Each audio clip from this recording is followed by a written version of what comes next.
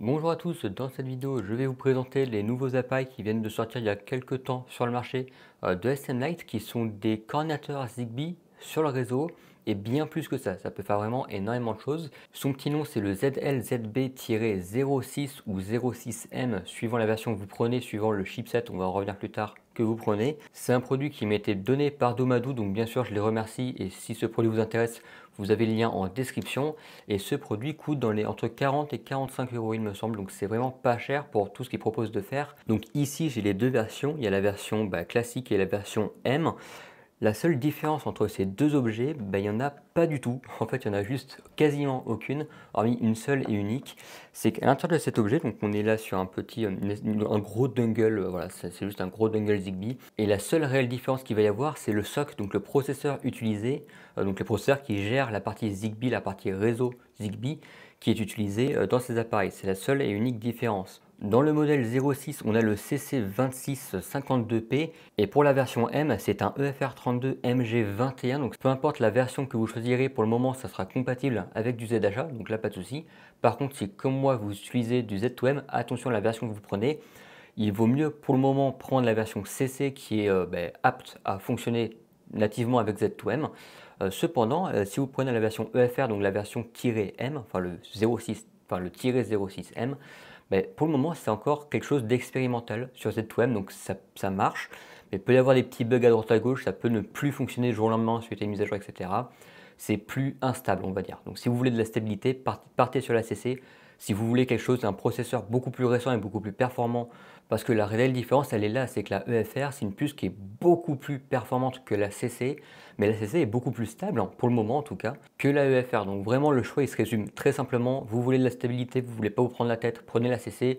Et si vous voulez une puce plus récente et plus performante, qui est pour le moment compatible exclusivement avec ZHA et en partie compatible avec Z2M, vous pouvez prendre la EFR, donc la -M. Donc ça, c'est une question de choix. Sinon, pour le reste, ces appareils sont identiques. Et qu'est-ce que permet de faire cette chose? Parce que vraiment, c'est une sorte d'ovni. C'est vraiment quelque chose que quand j'ai vu ça, je me suis dit, mais qu'est-ce que c'est? Je ne comprends pas à quoi ça sert. J'ai pas tout compris.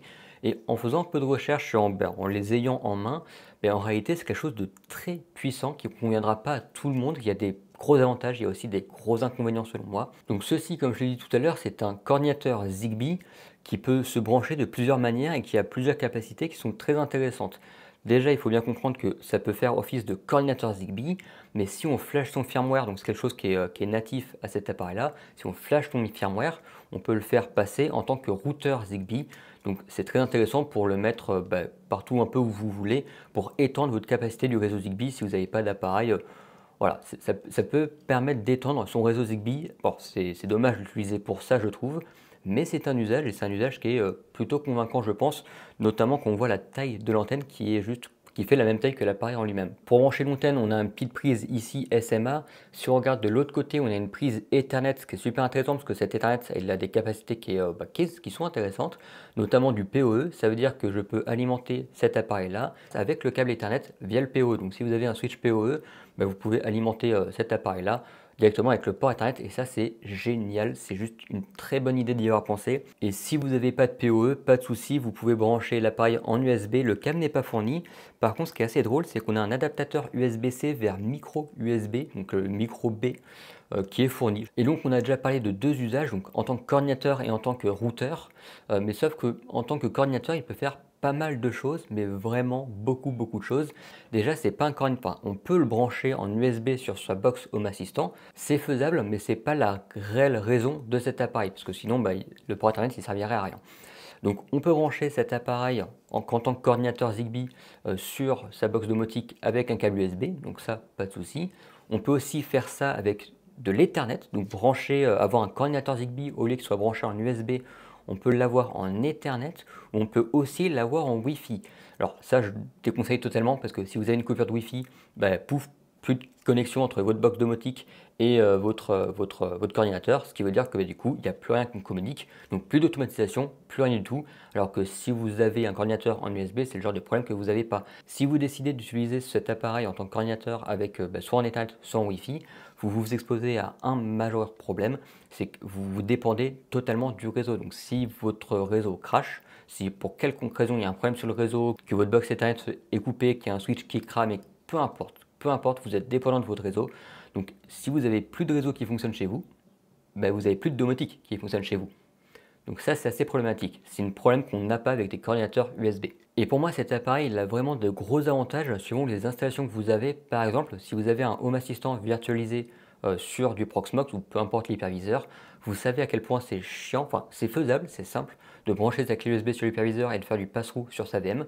Le problème, c'est quand il y a des soucis de machine, si vous voulez faire de la haute disponibilité sur votre Proxmox, si vous avez des problèmes avec l'USB, peu importe, ça peut vite devenir un problème en fait de basculer sa clé à travers le Proxmox qui remonte après sur la VM. Ça peut être chiant. Ben là, ça remonte sur le réseau, donc on passe le problème du pass-through, c'est sur le réseau, donc ça c'est super chouette.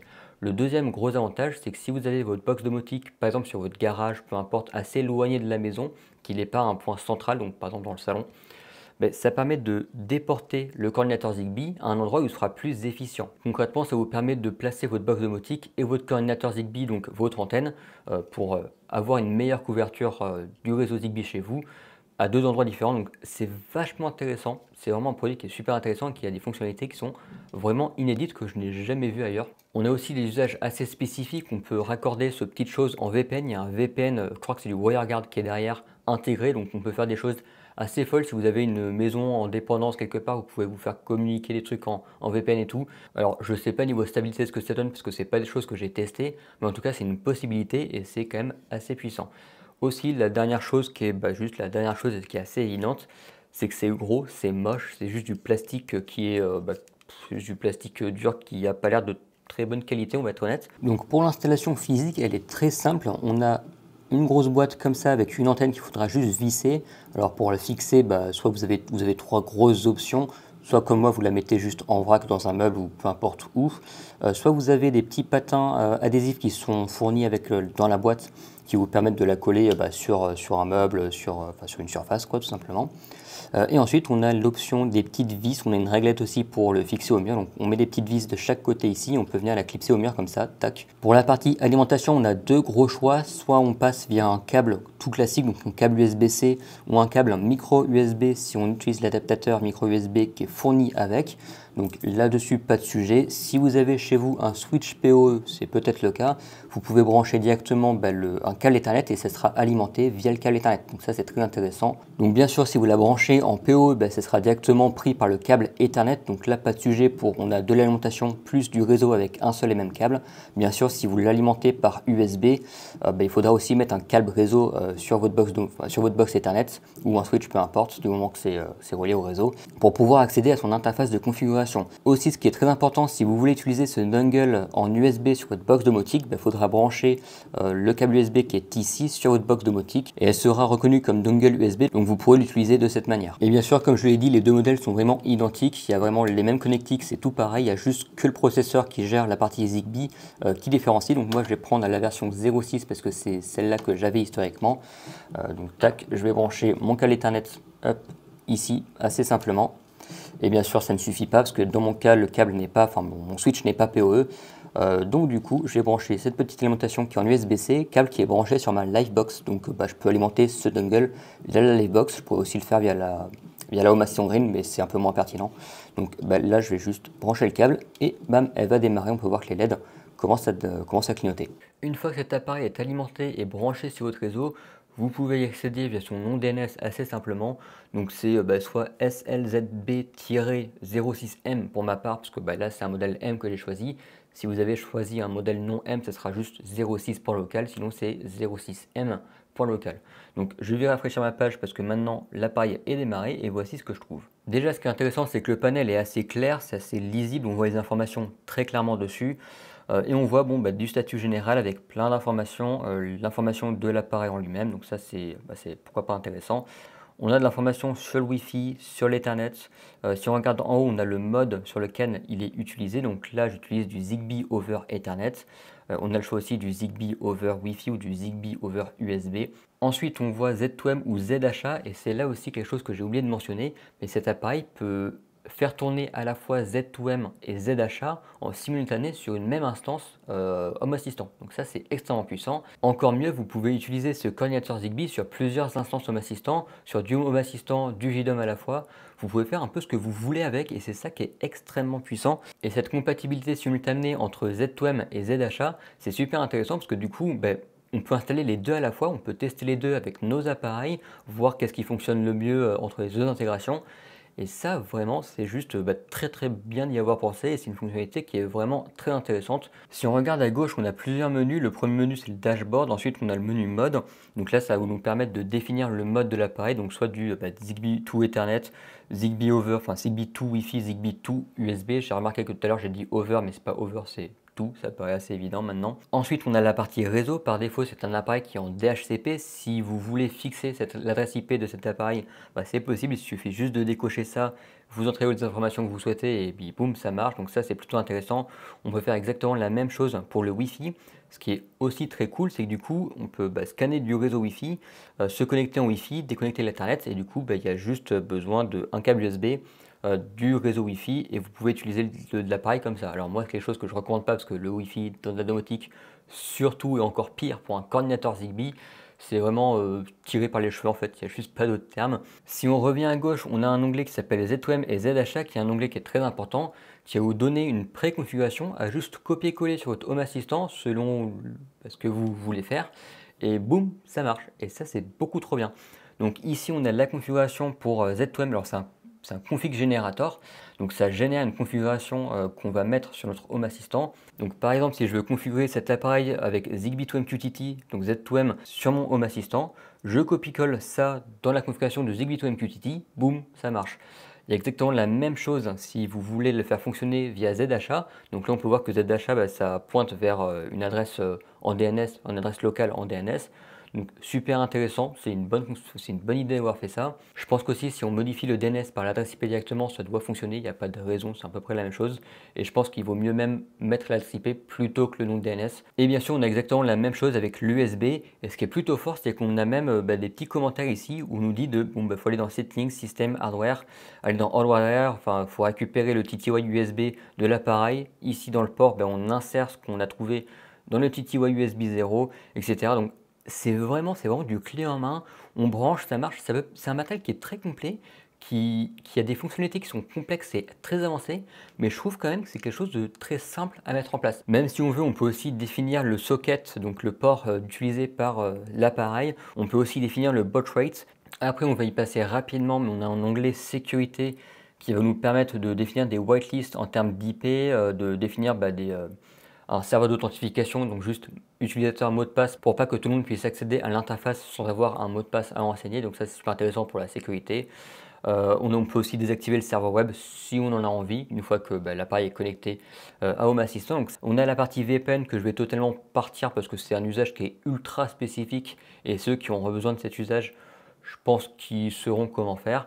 Et ensuite, on a les paramètres et les petits outils. Donc, dans General Settings, on a le nom du device. On a aussi de tout ce qui est redémarrer l'ESP32. Donc, bien sûr, cet appareil, je ne l'ai pas dit, mais ça fonctionne à travers un ESP32. Donc, c'est un ESP32 qui est un peu customisé. Dans le firmware update, on a la possibilité de check les updates via les mises à jour OTA. Donc, ça, c'est intéressant. On peut voir d'ailleurs que ma version actuelle, c'est une 2.0.18 et qu'il y a la 2.3.6 qui est sortie il n'y a pas longtemps. On a directement le changelog dans la petite page. Et ce qui est assez intéressant, c'est qu'on peut aussi downgrade. Donc, si on veut revenir à un firmware antérieur, on peut le faire ici. Si j'ai envie, je peux revenir en 0.9.9. Ensuite, on a exactement le même onglet, mais qui ne sert pas à la même chose. Je pense que c'est juste un petit bug, un petit oubli des développeurs, qui va nous permettre, ici, c'est toujours check for Zigbee update, mais ce n'est pas ça.